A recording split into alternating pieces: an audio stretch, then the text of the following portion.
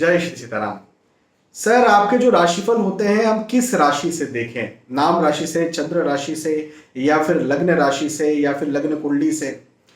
तो मैं आपको यहां पर बता रहा हूं, लेकिन पूरी बात अच्छे से ध्यान दे करके सुनना। तो जो राशिफल होते हैं शास्त्रों के अनुसार ये चंद्र राशि से ही देखे जाने चाहिए, क्योंकि हमारे शास्त्रों में चंद्र राशि को ज्यादा महत्वपूर्ण माना गया है। मैं आपको बताता हूं कैसे, प्रूफ देके बताता हूं। यदि कहीं नामकरण संस्कार किया जाता है, हाँ, तो क्या कहा जाता है? राशि क्या है? तो लग्न राशि नहीं देखते, चंद्र राशि देखते हैं। हाँ, कहीं शनि 7.5 चल रही है तो कौन सी राशि पर चलेगी? चंद्र राशि पर चलेगी।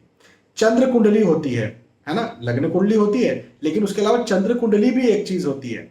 लेकिन और दूसरे ग्रहों की, जैसे सूर्य कुंडली या फिर शनि कुंडली, ये नहीं होती। चलो ठीक है, आप बना लेते हो सूर्य कुंडली और उसके आधार पर भी प्रोटेक्शन देते हो, लेकिन अधिकतर यदि हम वैदिक ज्योतिष में बात करें तो उसका कोई बड़ा प्रावधान नहीं है। इसी के साथ साथ चंद्र राशि जो है, चंद्र मन है, साइकोलॉजी है, कॉन्शियस सबकॉन्शियस माइंड है, तो ये सबसे मन सबसे पहले आता है ना, साइकोलॉजी सबसे पहले आती है, उसके बाद फिर प्रैक्टिकल चीजें आती है। क्यों? इसका ही प्रूफ दे देता हूं। कोई व्यक्ति बिल्कुल बहुत अच्छे गद्दों में है, बिल्कुल अच्छे एसी में है और लग्जरी लाइफ जी रहा है, लेकिन वो भी फांसी लगा लेता है। हमने कई बार ऐसे उदाहरण देखे हैं।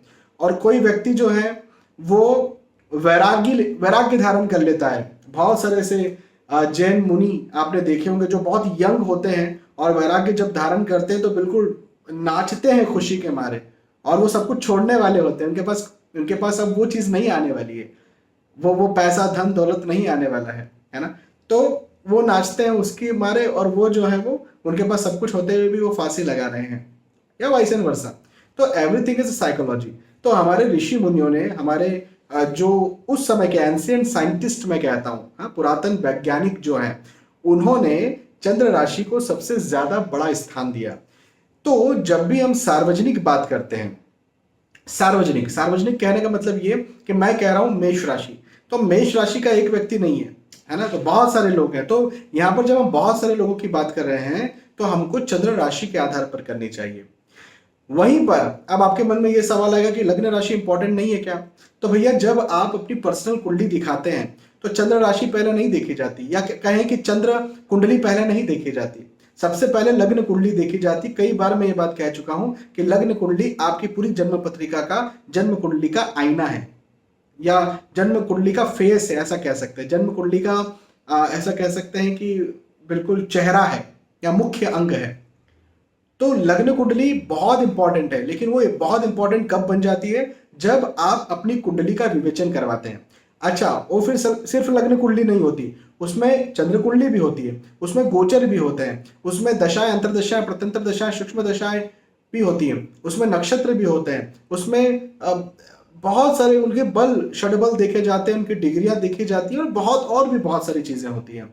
तो उन सब चीजों के अध्ययन के बाद में आपको पर्टिकुलर एक आपके लिए जानकारी बताई जाती है। तो वो तब बताई जाती है जब आप अपनी जन्म कुंडली का विवेचन करवाते हैं।